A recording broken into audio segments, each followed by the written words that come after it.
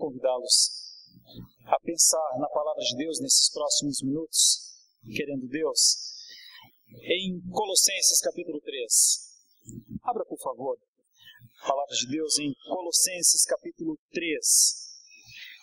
Tenho a impressão que é a primeira vez que eu prego em Colossenses, desde que estou pastoreando a Igreja Presbiteriana de Santo Amaro. Mas a carta aos Colossenses, a carta de Paulo aos Colossenses, é uma carta que fala muito comigo, é uma carta que Paulo escreveu e uma carta que tem coisas muito fortes, muito puras, muito verdadeiras, muito definitivas. A forma como Paulo escreveu aos Colossenses me impressiona sempre pela sua praticidade, por como esse homem, Paulo, levava a sério a boa teologia. A boa teologia que faria sentido na vida dos colossenses. A boa teologia faz sentido na vida. A boa teologia não é para ser admirada, não é para ser debatida. Mais do que isso, a boa teologia muda a vida das pessoas. E esta carta de Paulo aos Colossenses fala de coisas de um significado muito elevado. Eu vou ler os versículos 1 a 4, Colossenses 3, 1 a 4. Vou contextualizar o que estava acontecendo neste momento. Vou procurar as palavras exegéticas fundamentais destes 4 versículos e dividir este texto em pelo menos 3 ideias básicas. A primeira ideia tem a ver com a nossa moradia, que já está definida por Deus, o local em que nós viveremos para sempre, a cidadania, o céu, pontuando-nos claramente como peregrinos nessa terra. Depois, quero falar um pouco sobre como é esse estado de nova vida, de mudança de objetivos. E, por fim, falar sobre essa glória prometida. Só coisas boas em um tempo difícil como o que estamos vivendo, como era o tempo da igreja de Colossos, mas a palavra de Deus trazendo um ânimo prático, não um ânimo utópico, não uma alegria sem fundamento, não uma esperança sem razão, mas uma esperança mesmo firmada nas Escrituras, na boa teologia, no bom entendimento do que Deus fez, faz e está fazendo. Então nós gastaremos alguns minutos aqui pensando neste texto, o texto de Colossenses capítulo 3, versículos de 1 até o versículo 4. Portanto, se fostes ressuscitados juntamente com Cristo, buscai as coisas lá do alto, onde Cristo vive, assentado à direita de Deus. Pensai nas coisas lá do alto, não nas que são aqui da terra, porque morrestes, e a vossa vida está oculta juntamente com Cristo em Deus. Quando Cristo, que é a nossa vida, se manifestar, então vós também sereis manifestados com Ele em glória. Com Ele. Primeira coisa no texto. Olha comigo, por favor. Versículo 1. Portanto, se fostes ressuscitados juntamente com Cristo. Com Cristo. Aí vem o versículo 2. Pensai nas coisas lá do alto, não nas que são daqui da terra. Versículo 3. Porque morrestes, e a vossa vida está oculta juntamente, de novo, com Cristo. E aí vai para o versículo 4, quando Cristo, que é a nossa vida, se manifestar, então vós também sereis manifestados com Cristo, com Ele. Por que será que numa passagem tão pequena, 3 vezes aparece a mesma expressão, com Cristo, junto a Cristo? Por que será?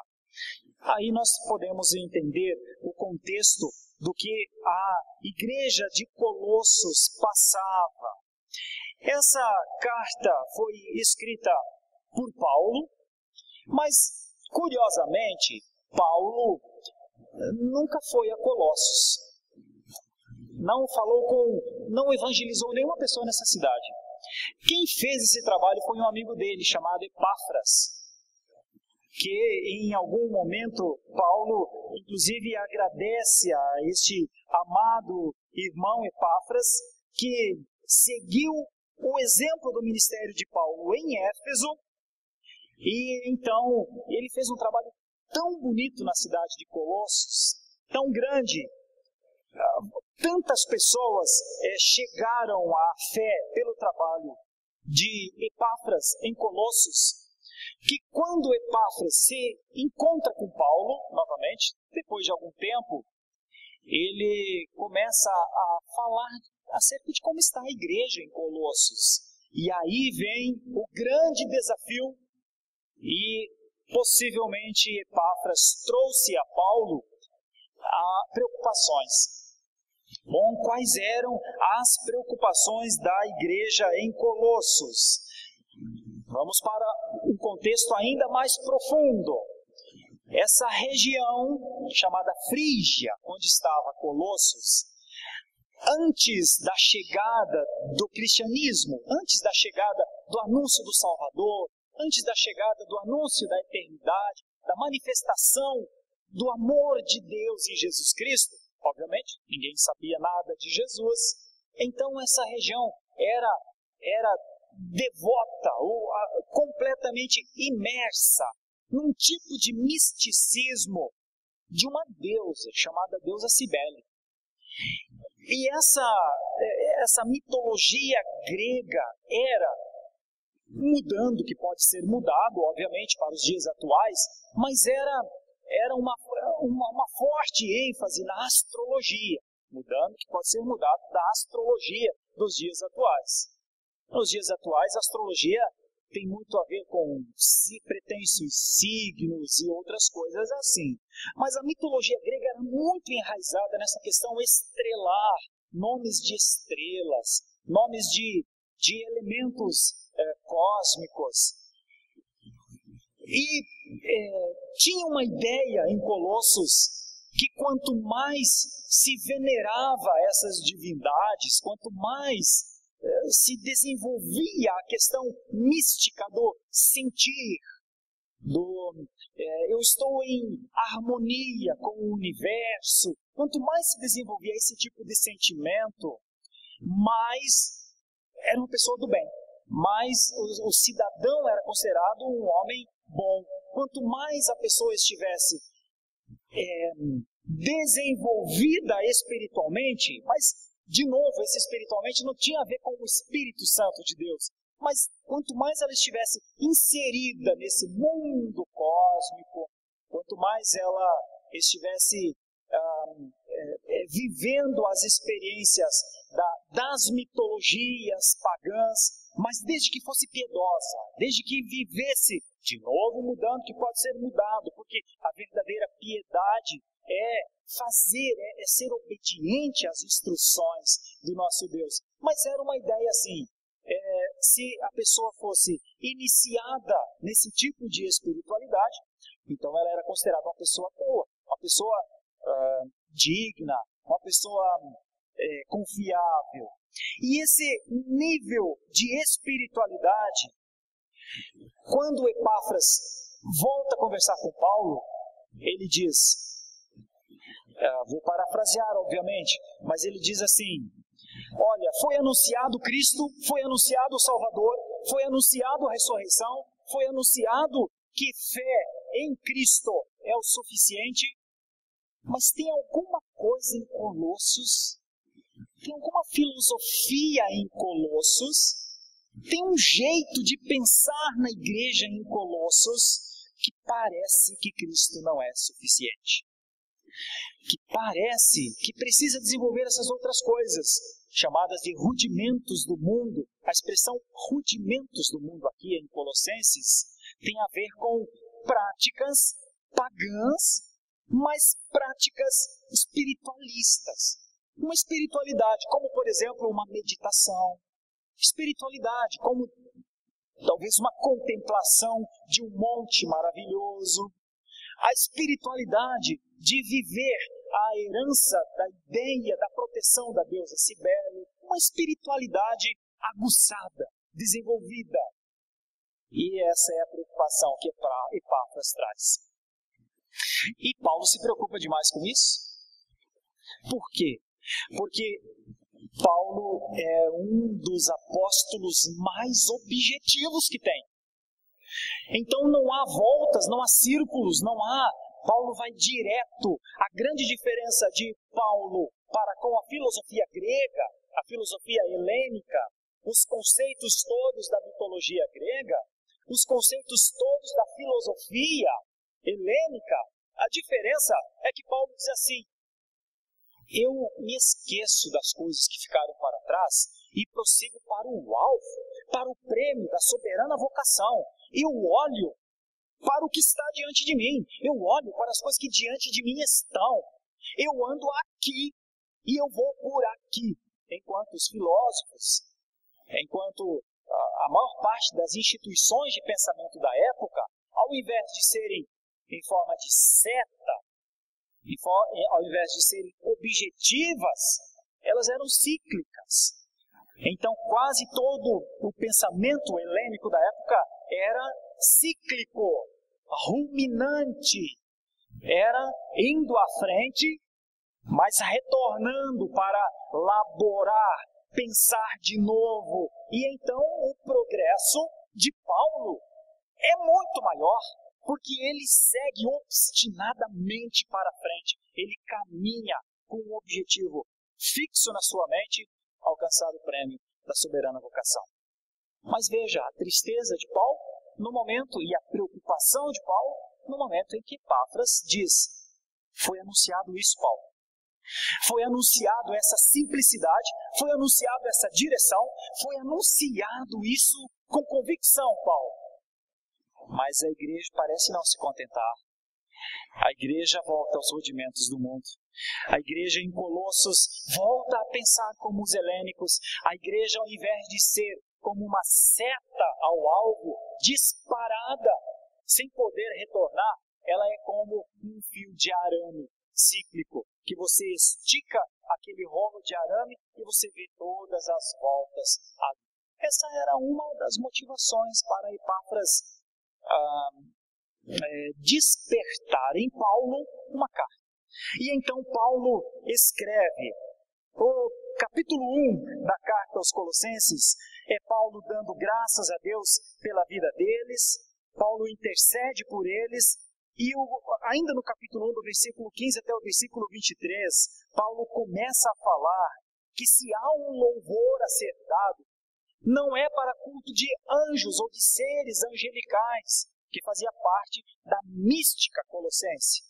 Mas, do versículo 15 até o versículo 23, mas Cristo era o cabeça sobre a criação. Se havia qualquer poder cósmico, qualquer poder humano, Cristo era o cabeça.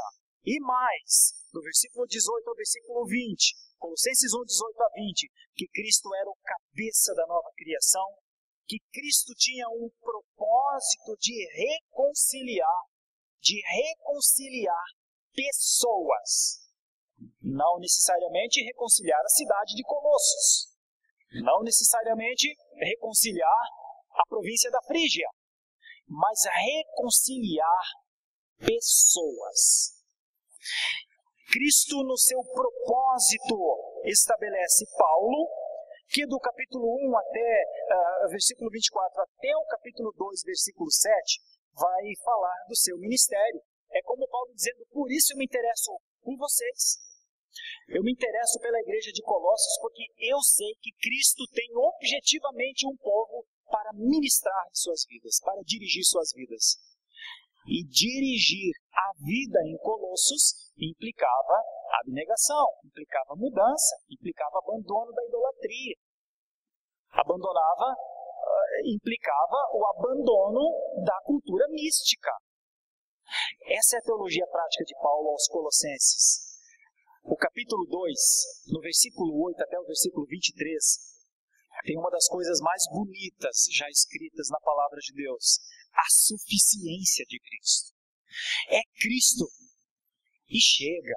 É Cristo. Agora não é o Cristo fora de mim. Não é o Cristo que eu vejo afixado numa fotografia, num retrato, numa escultura. Não. Não é o Cristo lá. É o Cristo aqui. E tem uma grande diferença. Não é a influência de fora para dentro. Não é a influência do que é visível. Mas é o Cristo dentro de mim. Ou eu dentro de Cristo. É o Cristo em mim e eu imerso nele. É o Cristo em mim e eu sem nome, sem honra. É Cristo em mim e eu nele, sem defesa de interesse. É eu imerso nele. Nós chamamos isso de união mística. E parece que a igreja de Colossos tinha muito a aprender sobre a união dela com Cristo. A união mística do crente com o seu Cristo. E essa é a ideia, então, que Paulo começa a desenvolver: a suficiência de Cristo. Não o vazio de uma tradição humana, mas a plenitude em Cristo. A renovação de um ser. A verdadeira vitória de um vitorioso agora. Que a palavra de Deus diz que ele vai se assentar nas estruturas mais altas das esferas espirituais. Mas não porque ele é um guerreiro hábil. Não porque ele é um homem e uma mulher inteligente. Não. Porque Cristo está nele. Domina toda a sua estrutura. E ele se confunde com Cristo. E ele é de Cristo. E ele está em Cristo. Ah, meus irmãos, os colossenses precisariam descobrir que liberdade era essa. Porque antes disso, eles viviam presos, obviamente, às adorações às divindades externas. Mas no momento em que eles começam a descobrir a nova vida em Cristo, aí eles precisam tomar algumas decisões. E são essas as decisões que estão nesses próximos versículos. Por isso Paulo começa o capítulo 3 com uma condicionante. Qual é a condicionante? A condicionante é: portanto, se fostes ressuscitados juntamente com Cristo, buscai as coisas lá do alto, onde Cristo vive, assentado à direita de Deus. Portanto, se já morreram para os rudimentos do mundo, quando o próprio Paulo escreve aos Efésios, e quando o próprio Paulo escreve ainda aos Colossenses, aqui no capítulo 2, no versículo 12, que diz que o povo de Deus foi sepultado juntamente com ele no batismo, no qual igualmente fostes ressuscitados mediante a fé no poder de Deus, que o ressuscitou dentre os mortos. Olha, Paulo está dizendo: se vocês já passaram por essa experiência de abandonarem a si mesmos, se vocês já passaram pela experiência de morrerem, se vocês já entenderam que antes de Cristo o pecado era um gigante, terrível, indomável, que você poderia não gostar das consequências do pecado, da vergonha que os pecados produzem, mas você amava o pecado em si pelos prazeres que ele lhe dava. Se você já entendeu, conforme Paulo escreveu aos próprios romanos, que agora estamos mortos para o pecado, se você já entendeu que este pecado não é mais esse gigante indomável, porque Cristo agora, neste momento, lhe levou para a morte. Esse pecado não tem mais poder sobre você, porque você já morreu para esse tipo de pecado. Abra um texto em Romanos 6, e você vai entender melhor. Romanos 6, versículo 2. Romanos 6, veja, do versículo 1 para frente. Romanos 6, versículos 1 e 2. Se você já ressuscitou, você já experimentou ressurreição, nova vida, se para aquele pecado você já morreu, então busque as coisas lá do alto. Mas note que tem um C na frente. Se você já passou por essa experiência real na sua vida de ter sido ressuscitado. Veja o que diz Romanos 6, 1. Que diremos, pois? Permaneceremos no pecado para que seja a graça mais abundante? De modo nenhum. Como viveremos ainda no pecado? Nós, os que para ele morremos. O que essa expressão, nós, os que para ele morremos, quer dizer? O ponto destacado por Paulo é que os crentes foram realmente unidos a Cristo, tanto em sua morte quanto em sua ressurreição. E o mais importante, isso alterou as suas condições, mas alterou tanto que continuar pecando como antes não é somente impróprio, é impossível. Meus irmãos, esse jeito de Paulo falar, essa teologia muito prática de Paulo, se você quiser voltar a Colossenses 3:1, vai nos levar a uma aplicação tão prática. Paulo está dizendo assim: se você morreu com Cristo naquela cruz, se você não é mais o Senhor da sua vida, se Ele é o Senhor da sua vida, e se Ele o ressuscitou, se Ele lhe deu nova vida, se você tem nova vida em você, você vai sim perceber que pecado é pecado. Você vai sim. E quando você perceber que pecado é pecado, você vai sim não gostar de pecar. E você vai sim, pela sua mente, dominar seu coração. Por isso, o texto diz que aquele que foi ressuscitado, sim, buscará as coisas lá do alto. Irmãos, nós estamos vivendo tempos, um dia desses eu postei, eu não lembro quem é o pensador, mas alguém numa dessas frases simples de internet disse assim: estranho, os dias atuais falarem que existe essa multidão de evangélicos.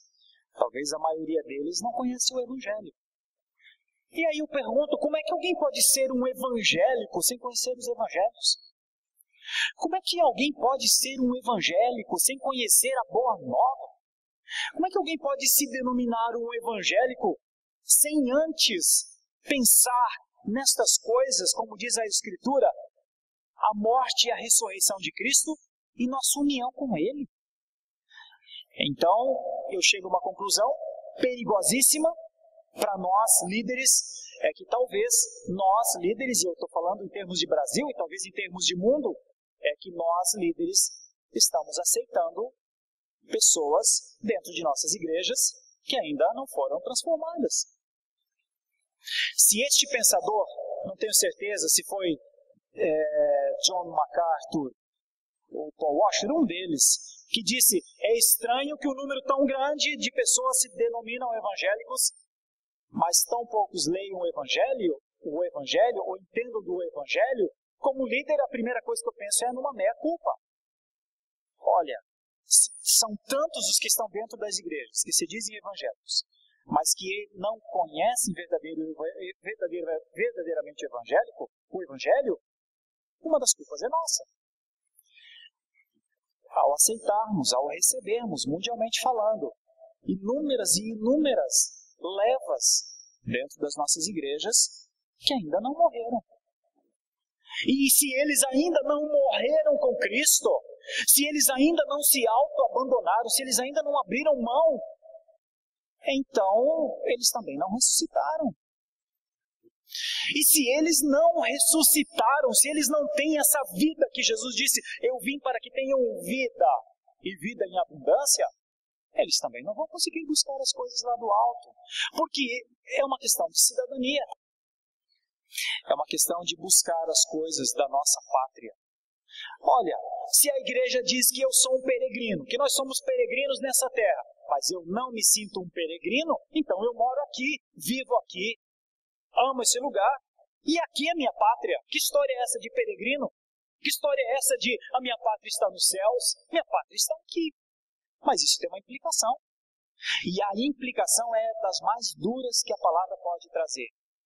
Quem não considera o céu a sua pátria é o mundo. Quem não anseia pelas coisas do alto, anseia pelas coisas daqui. Quem não busca, conforme diz aqui o texto, as coisas do alto, onde Cristo vive, assentado à destra de Deus, olha, o que busca? Certamente busca as coisas daqui. E aí é que está o grande problema. Porque Paulo talvez estivesse questionando a fé dos colossenses nessa dimensão.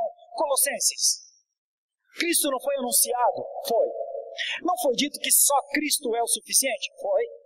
Epáfras, você falou para eles. E Epáfras, no texto pelo menos dá a ideia que ele ensinou a obedecer às Escrituras, ensinou que o cerimonialismo deveria ser condenado, ensinou que os colossenses deveriam progredir espiritualmente, ensinou que os resultados de uma união com Cristo eram a evidência da fé. Bom, mas se eles estavam buscando outras coisas, se o que ocupava sua mente eram os rudimentos do mundo, como está aqui usado no texto, a questão que Paulo propunha a eles era, assim vocês não vão conseguir buscar as coisas do alto. Porque é uma questão de cidadania. Vocês vão pensar em Colossos, vocês vão pensar na vitória nessa cidade, que antigamente foi uma grande cidade, mas que agora é Hierápolis, que ficava a 16 quilômetros numa direção, e Laodiceia, que eram duas cidades que estavam apagando o brilho de Colossos. Colossos era uma pequena cidade nessa época.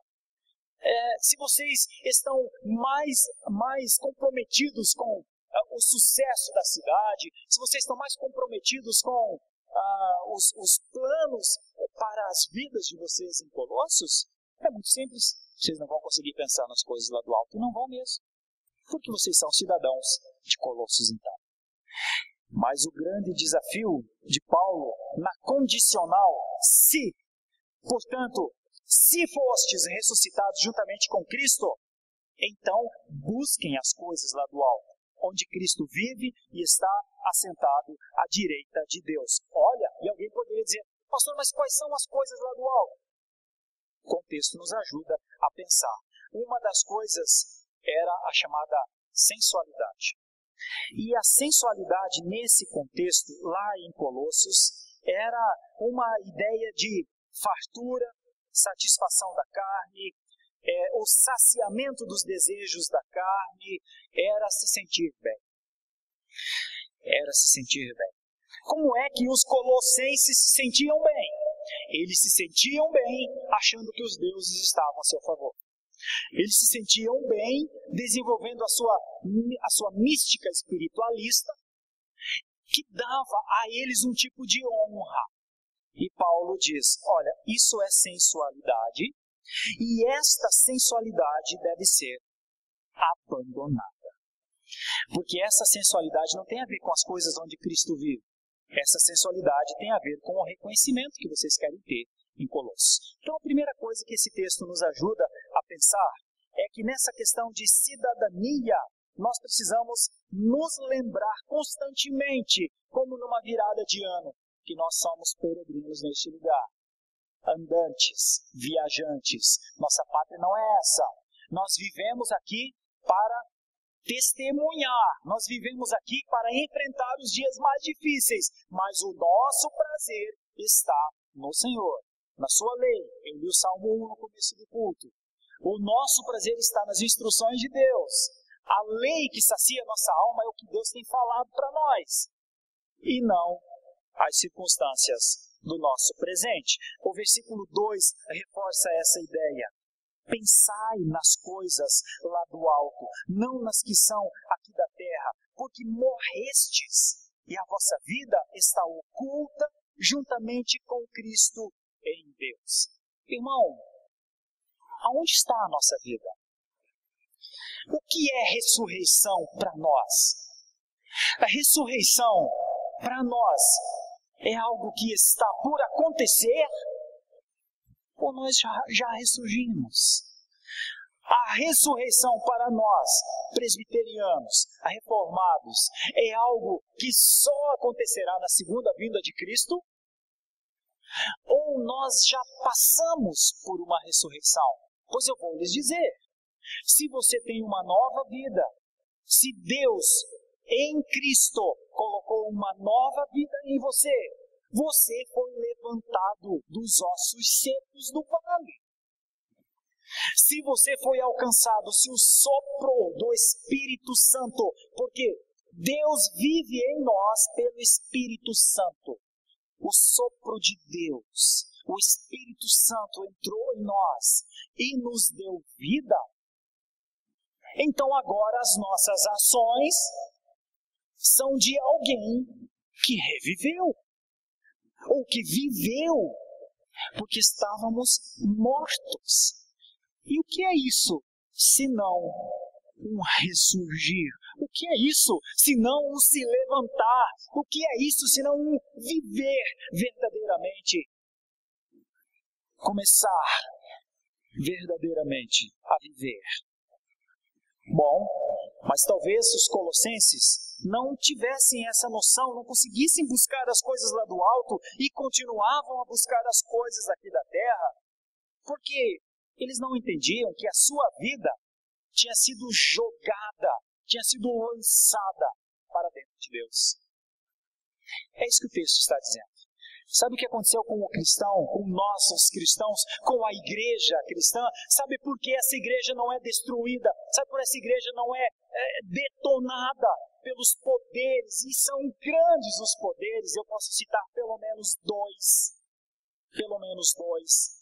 Apocalipse 12 diz que há duas bestas, que o dragão se junta aos seus aliados, ou traz os seus aliados para combater a igreja. Quando o dragão combate a igreja, ele não pode fazer nada contra a igreja. E ele lança a mão então de duas bestas, uma que emerge do mar, a outra que emerge da terra. E estas duas bestas, uma talvez simbolizada pelas estruturas, pelos poderes, pelas organizações, pelas nações poderosíssimas, pelos impérios, pelos valores, pelo monetário que movimenta o mundo.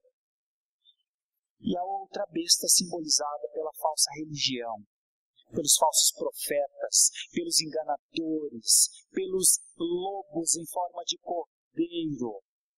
E estas duas forças vão em direção, primeiro, à igreja como instituição, mas não conseguem destruir. Não conseguem destruir.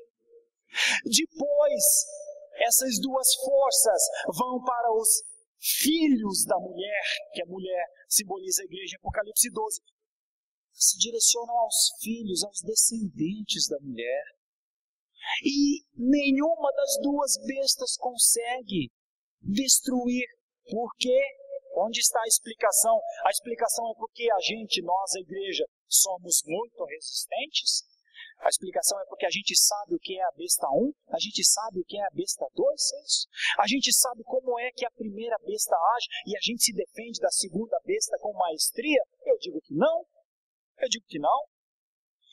Eu digo que talvez a igreja ainda esteja muito distante de entender que esse sistema cosmogônico está preparando a vinda do anticristo. Talvez boa parte da igreja nem tenha noção que o anticristo está a caminho. Talvez boa parte da igreja não tenha noção do que é um falso profeta. Talvez ela não tenha a noção do que é uma mentira mais folhada de verdade. Talvez a igreja não tenha a noção que as estruturas mundiais, Deus não está nelas, porque para elas Deus não existe. E talvez a igreja não consiga olhar para a falsa pregação do Evangelho e não ver a mentira que está na falsa pregação? Com falsos profetas, ao invés de prepararem o povo para os dias difíceis, anunciando que o ano que vem é o melhor ano, é o ano da bênção, anunciando que as coisas vão cada vez melhorar mais, anunciando que tem que viver o aqui e o agora, anunciando que tem que dar para receber. Isso tudo é falsidade, isso tudo é mentira. Mas quantos estão enredados por esta mentira? Veja, então não é porque nós temos habilidade em identificar os grandes ataques à nossa fé. É pelo que o versículo 3 diz. A vida da igreja está oculta juntamente com Cristo. Você sabe qual é o motivo principal de estarmos vivos até hoje? É porque fomos ocultados em Cristo. É porque fomos levados, atraídos, imersos para mergulharmos na sua pessoa, para morrermos para os rudimentos do mundo. Sabe qual é a única possibilidade de um cristão sobreviver nos dias mais difíceis? É ele imergir em Cristo. É ele viver os pensamentos de Cristo. É ele olhar para as instruções de Cristo. É ele se alegrar em como Cristo disse que era para viver. Olha, as palavras de Cristo têm 2000 anos. E talvez hoje, ainda 2000 anos depois, muitos não sabem o que são as palavras de Cristo. Mas Paulo aos Colossenses se esmera em falar: se fostes ressuscitados juntamente com Cristo, busquem as coisas lá do alto. Ele vive lá. Ele está sentado à direita de Deus. Pense nas coisas lá do alto. Não pense nas que são aqui da terra, porque vocês já morreram para elas, né? Ou não? Ou não. E a vossa vida está oculta juntamente com Cristo em Deus. É por isso que Cristo levou a sua igreja a Deus. Leva a Deus. A igreja de Deus é protegida pelo poder de Deus, porque ela está em Cristo. Não porque ela contempla Cristo. Não porque Cristo é uma instrução fora dela. É porque nós estamos unidos nessa dimensão com o nosso Salvador. É por isso que os cristãos, nos dias atuais, são chamados de cristãos, mas no começo eles eram chamados de cristinhos.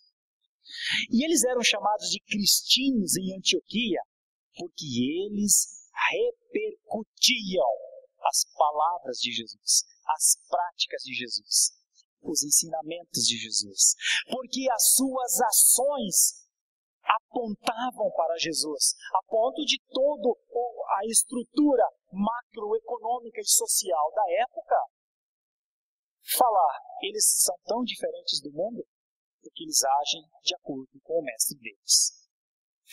O que nós podemos dizer então da igreja de Colossos? É que Paulo está dizendo a elas, a essa igreja: avaliem a fé e vejam se a sua busca é pelas coisas do alto e se os seus pensamentos são pensamentos do alto. Porque isso tem a ver com cidadania, isso tem a ver com ressurreição. E no final, o versículo 4 não fala só de cidadania, não fala só de ressurreição, mas fala de glória.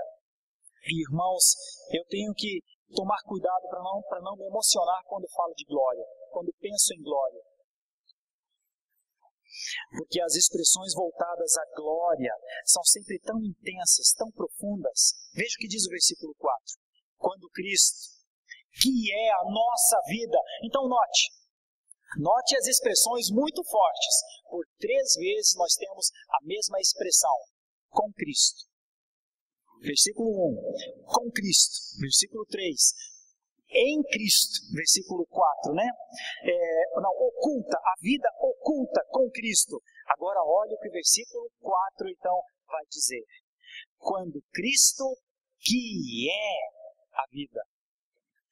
Quando Cristo, que é a nossa vida. Quando Cristo, e a expressão Cristo aqui é Messias, ungido, Filho de Deus, quando o Filho de Deus, que é o meu jeito de viver. Quando Cristo, o Filho de Deus, que se confunde com a minha palavra, com o meu jeito de pensar, com a minha busca. Quando o Messias, quando o ungido, quando o único, o unigênito Filho de Deus, que sou eu, que está em mim, que se confunde comigo, que é a nossa vida, e a expressão vida aqui também se reveste de um significado.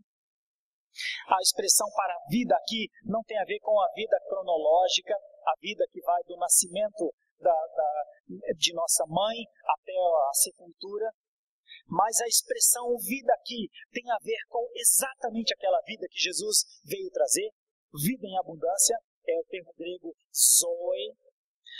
Quando Cristo, que é a nossa senha, quando Cristo que é a nossa porta, quando Cristo que é o nosso pastor, quando Cristo que é a nossa água, quando Cristo que é o nosso pão, quando Cristo que é a nossa vida, diz a palavra, se manifestar, então vós também sereis manifestados. E a palavra manifestado aqui tem a ver com aquilo que antes parecia escondido ou desconhecido, algo que antes parecia invisível, imperceptível, quando antes algo parecia escondido, agora é aberto. Agora não tem mais agora é manifesto, agora é visível, agora é descoberto, agora é completamente perceptível, agora é exposto como para que todo olho possa ver. Agora é mostrado. Essa é a ideia do texto. Sabe qual é a ideia, meus irmãos? É que quando Cristo vir, no momento em que Cristo vir, e quando Cristo se manifestar, quando Ele vier, e provavelmente a segunda vinda encontrará, é pelo menos o que está escrito em 2 Tessalonicenses 2, no ápice do homem da iniquidade, no ápice dos reis, dos 10 reis, isso está também em Apocalipse, que 10 reis se juntariam, e é uma ideia de todos os poderes do mundo, se ajuntariam para lutar contra o Cordeiro, se ajuntariam para lutar contra o povo de Deus. No momento em que a igreja estiver e estará em forte perseguição por sua fé, no momento em que a igreja estiver sofrendo o peso, a condenação de um mundo que não aceita a verdade, não aceita a honestidade, não aceita a incorruptibilidade, nesse momento, quando o Messias, o ungido, se manifestar em glória e for visto, e for reconhecido, e for temido, e já não haverá mais tempo para arrependimento, sabe o que acontecerá com a verdadeira igreja? Ela brilhará com Ele. Ela será manifestada como Ele, com Ele. Queridos irmãos, querida igreja, quando a gente pensa em ser evangélico, a gente não troca só de uma religião, a gente não muda só de uma corrente teológica daqui para ali, mas quando a gente entende essa fé que foi dada à igreja de Colossos, a gente se entende como um povo no caminho da glória de Deus. Irmãos, isso é muito mais do que frequentar uma igreja. Isso é muito mais do que ter o seu nome num hall de membros. Isso é muito mais do que dizer que pertence a uma denominação. Isso é o privilégio de alguém que está unido misticamente ao seu Salvador. Essa é a experiência de todo aquele que está mergulhado em Jesus. Essa é a experiência. Isso vive todo aquele que pensa nas coisas do alto e busca as coisas do alto. Isso é a paz que excede o entendimento, porque o entendimento normal, tem seus limites, mas a paz de Cristo excede os limites do entendimento. Por isso a igreja protestante, por isso a igreja verdadeiramente cristã, se ela foi ressuscitada com Cristo, ela tem alegria em buscar as coisas lá do alto. Se a igreja foi ressuscitada com Cristo, ela pensa nas coisas lá do alto, porque é uma questão de cidadania. Ela pensa na sua paz. Ela pensa onde ela vai viver eternamente. Olha, se a igreja ressuscitou verdadeiramente em Cristo, meus irmãos, que esses tempos difíceis passem logo. Mas não para que melhorem os nossos dias aqui na terra, para que se abreviem os dias aqui na terra. E então essa igreja em glória desfrutará finalmente da vocação para o que ela foi chamada, para viver com seu Senhor. Meus irmãos, eu quero finalizar essa meditação convidando-os a pensar seriamente nesse último domingo de 2015. Se nós já morremos, se nós já ressuscitamos, se nós já entendemos que este mundo há de passar mesmo e deve passar, e está demorando a passar, inclusive, para o nosso gosto. Se nós já entendemos que quando este mundo passar, e ele deve passar o mais rápido que for possível, e a maneira de fazermos isso é permanecendo firmes na fé, porque a nossa vida está oculta em Cristo. Cristo nos ocultou na pessoa de Deus, por isso não precisamos temer, porque não seremos destruídos, a igreja não será aniquilada, a igreja sobreviverá aos anos mais difíceis, e os anos próximos serão os mais difíceis, e a tendência é que só teremos anos difíceis. Contudo, em glória, para a glória, na glória é que nós estamos conectados. Parte da igreja atual não vive mais essa esperança. Parte da igreja atual está depositando a sua esperança no próximo carro, na próxima casa, no próximo relacionamento, no próximo trabalho. Parte da igreja atual acha que essas coisas são a satisfação, a paz que excede o entendimento. Não era, na visão de Paulo, a instrução adequada para a igreja de Colossos. E não me parece que seja a orientação adequada para os tempos que vivemos. Ou nós estamos em Cristo, meus irmãos, ou nós estamos fora de Cristo. Ou nós participamos, ou nós vivemos o autoabandono mesmo, total, pleno, objetivo, ou nós vivemos a experiência de sermos cristãos de verdade, ou nós estamos fora de Cristo. E eu gostaria de finalizar dizendo, se você está em dúvida, se você ainda não se sente imerso nele, se você não se sente entregue a ele, se você não se sente, não entende, não se entende ainda como alguém unido misticamente a Cristo, você nele e ele em você, possivelmente é porque Cristo esteja fora de você.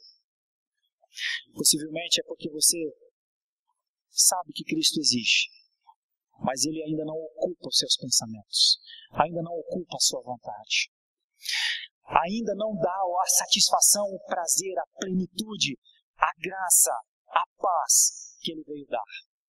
Eu gostaria que você não saísse de uma dessas portas sem orar seriamente por você mesmo. Eu gostaria que você levasse isso muito a sério. Porque quando Paulo escreveu aos Colossenses, escreveu coisas muito sérias, uma teologia muito prática, uma teologia desafiadora, uma teologia que levava-os a duas possibilidades: estar em Cristo ou ter de permanecer fora de Cristo. Feche os seus olhos, por favor. Quero orar com você. Eu não vou convidar ninguém a vir à frente, mas eu farei uma oração com um objetivo muito específico a você, por você, para que este ano não termine sem essa oportunidade de você entregar a sua vida a Cristo. Caso haja alguém entre nós que tenha vivido esta relação com Cristo, ele estando fora de você, eu gostaria de pedir que você reconsiderasse isso e que você o aceitasse como seu Senhor e Salvador, mas aí é Ele dentro de você. Aí é Ele mudando a sua vida, mudando o seu coração, mudando o seu jeito de pensar, mudando o seu foco. É aí que você se confundirá nele. É aí que você se ocultará nele. É aí que eles olharão para você e verão na sua palavra, no seu testemunho. Eles verão o que sai da sua boca e lhe identificarão como alguém que está em Cristo ou como alguém que está fora dele.